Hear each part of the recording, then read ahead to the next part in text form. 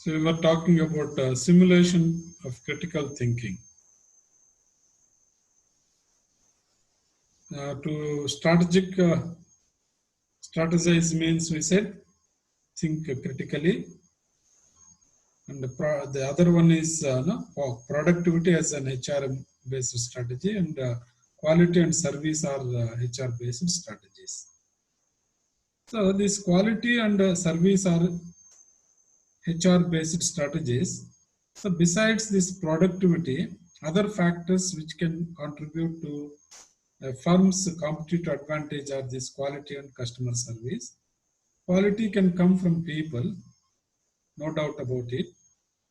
And realizing these firms are not spending vast sum of money on quality training. So we have seen that since the early 1980s, firms have recognized the value of Deming's theories as a way to improve quality.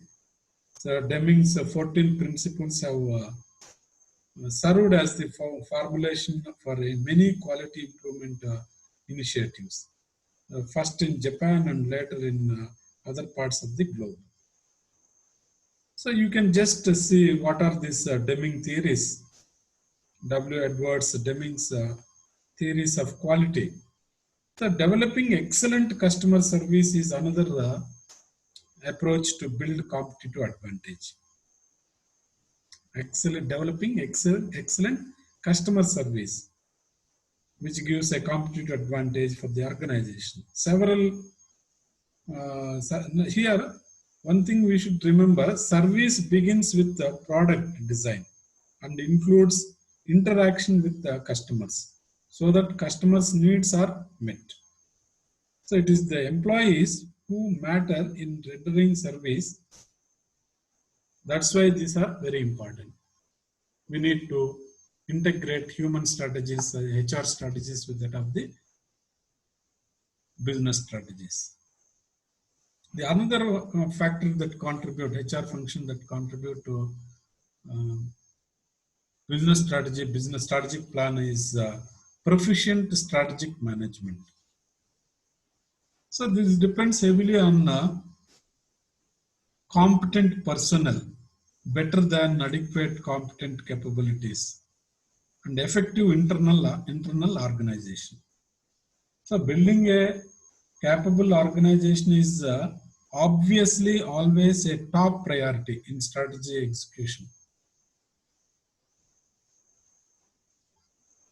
The three types of organization building actions are available and are crucial. So they are staffing the organization, building core competencies and competitive capabilities, and structuring the organization and work effort. So here, staffing the organization includes putting together a strong management team and recruiting and retaining employees with the needed expertise and experience. Whereas the building core competencies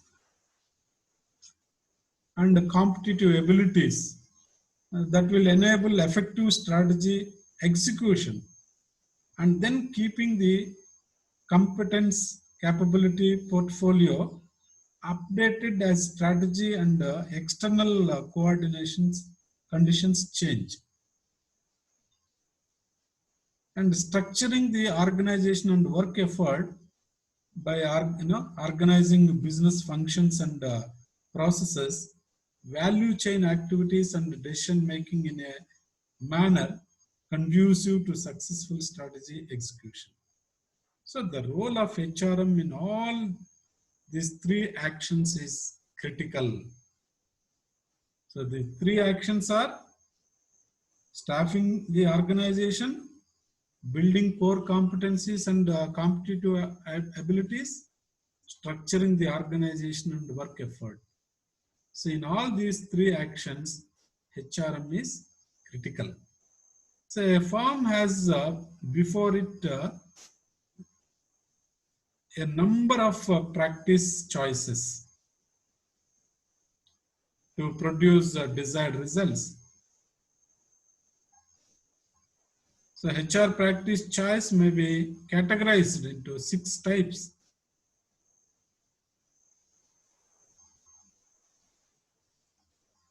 There is staffing choices, appraising choices, compensating choices, training and development, employee influence, work systems.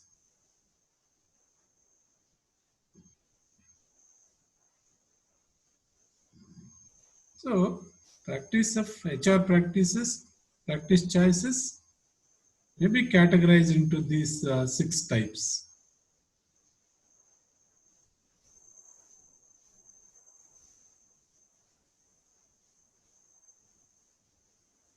So it is important to remember that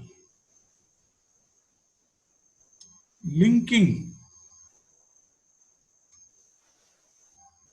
strategy and HRM effectively requires more than selection from a series of practice choices.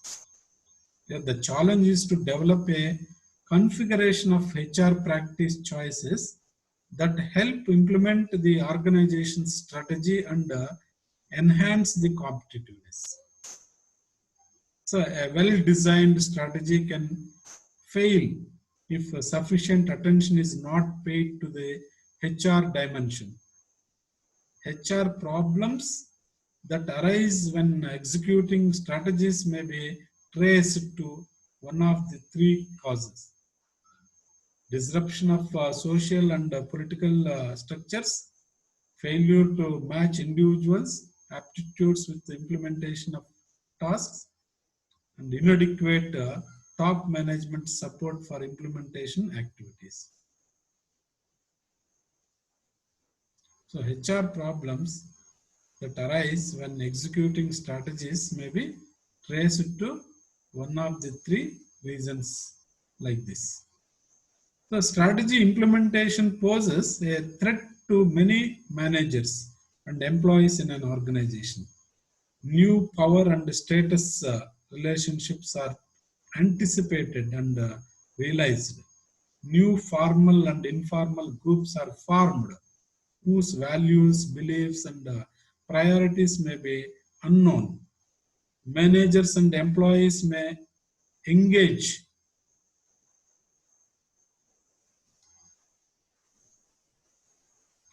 themselves in resistance behaviors as their roles, prerogatives, and power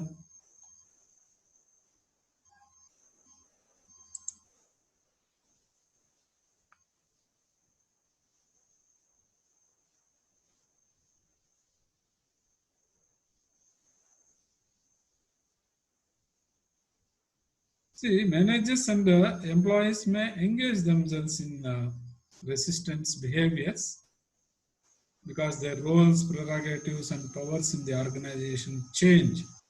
So, disruption of social and political structures that accompany strategy execution must be anticipated and considered during strategy formulation and managed during strategy implementation.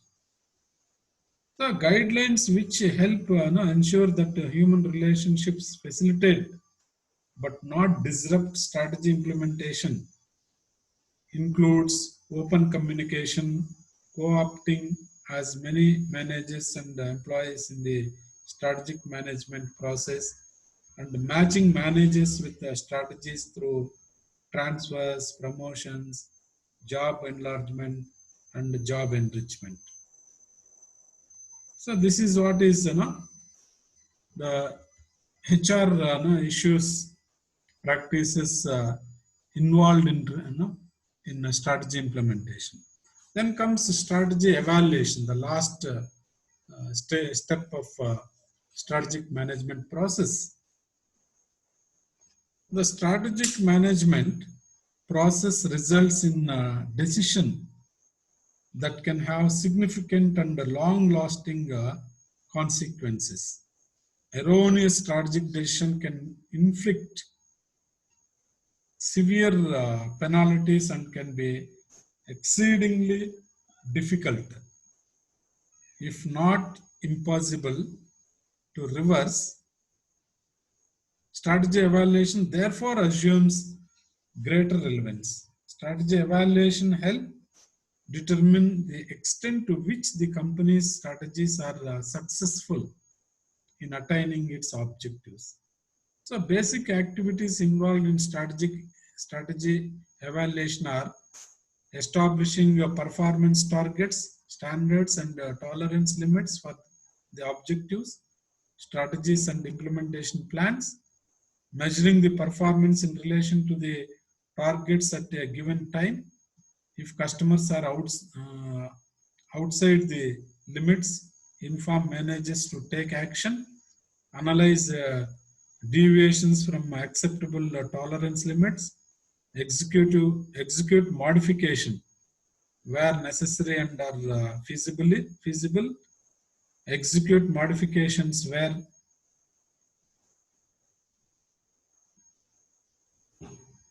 so these are relevant. So from a strategic HR perspective, evaluation may demand answers to certain questions like are HR professionals present at the mergers and acquisitions planning and implementation?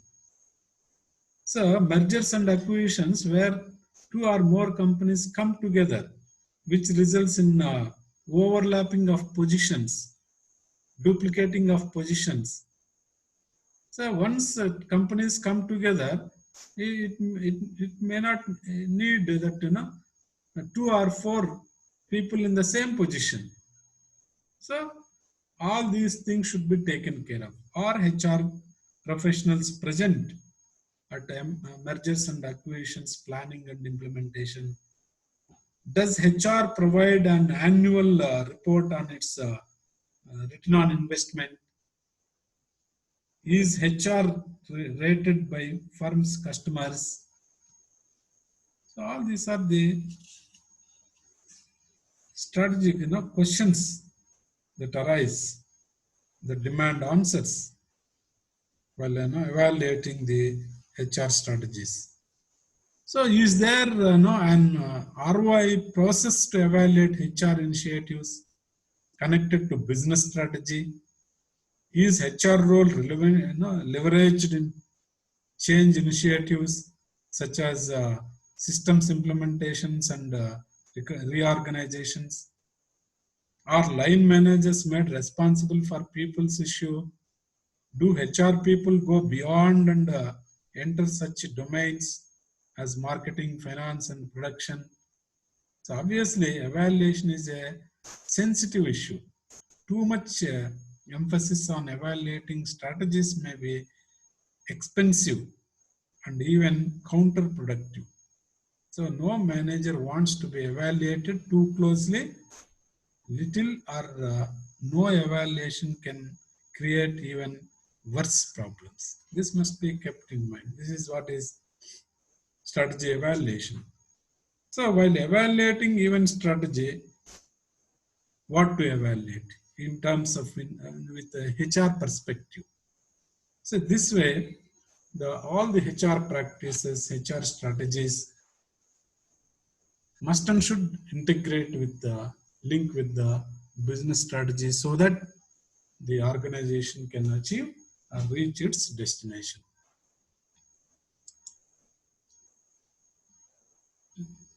So these are the issues relating to integrating HR strategy with that of the business strategy. So I gave you the deadline for assignment,